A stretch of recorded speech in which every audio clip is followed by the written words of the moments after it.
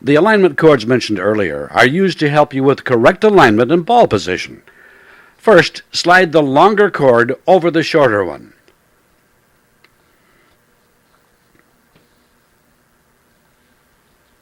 One end of the shorter cord is slid over the front tee coming out of the wicked wedge. Both are then staked to the ground as a unit.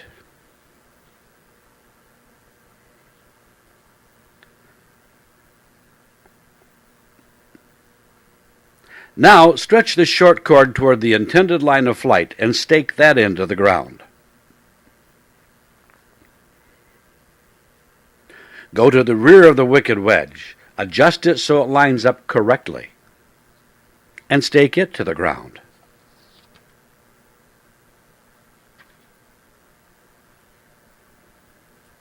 The longer cord indicates the position of the ball and is adjusted according to the club you are planning to practice with. To adjust this position correctly, place the outside of the right foot on the wedge. When using a driver, the inside of the left foot is positioned perpendicular to the ball. Determine the width of your student's stance and slide the longer cord to that position.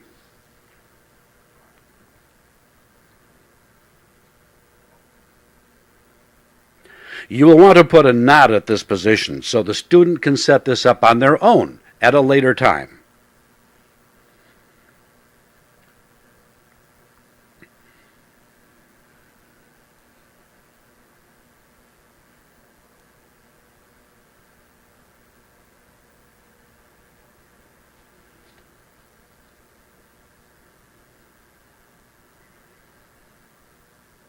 Now place the tee where the two cords intersect.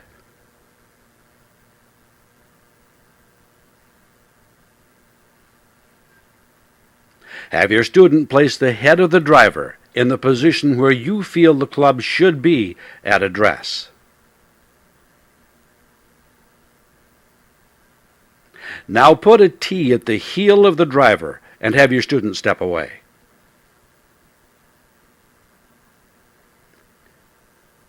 Take the end of the long cord, then wrap it around the golf tee and tie a looped knot.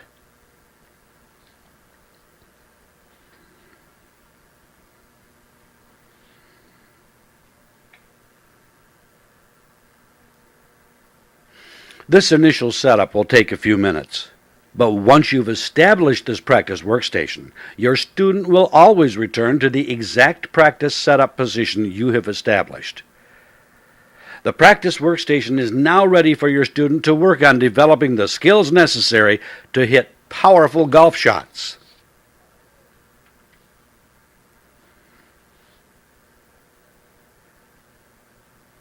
Let's take a few minutes to highlight the wicked wedge workstation.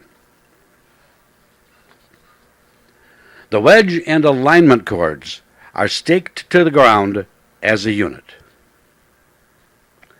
The shorter cord is stretched toward the target and staked. The rear of the wedge is aligned and staked with a golf tee. Once the correct width of the stance has been determined, the short cord is knotted and the long cord is slid to that point. Both are then staked where they intersect. The longer cord is stretched toward the ball. It's looped and knotted once the correct position has been determined. It's important that once this workstation is customized by the golf instructor, the student should be given this product to practice on their own. Practicing these techniques independent of the instructor will cause the student to learn these skills much more quickly.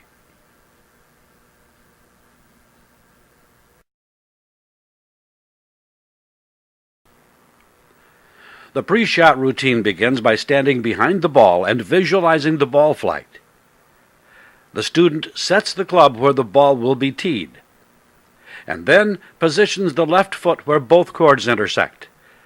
The outside of the right foot is then placed on the wedge, which activates the device and completes the proper alignment. Click swoosh a few times and start your practice session.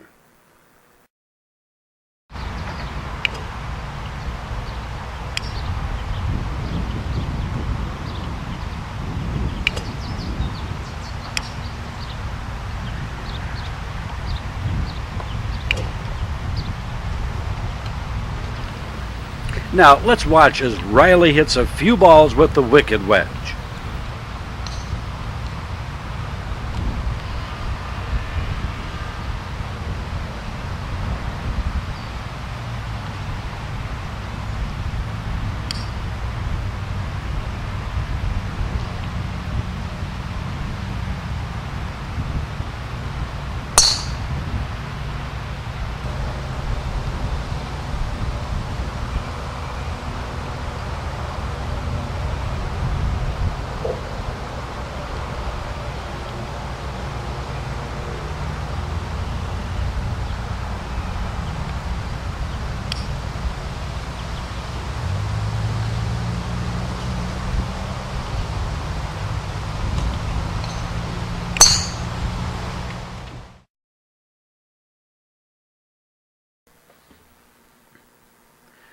This is a common flaw that exists with most golfers.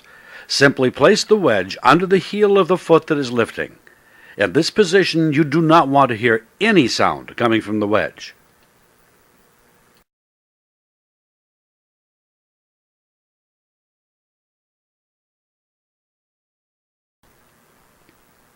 When chipping, you want to keep most of your weight on the left side. Simply put the wedge under your right foot. Move most of your weight to the left side. Lift your right foot so the wedge clicks and leave it in that position. When chipping in this position, you do not want to hear any click. By keeping most of your weight on the left side, you'll hit nice, crisp chip shots time and time again.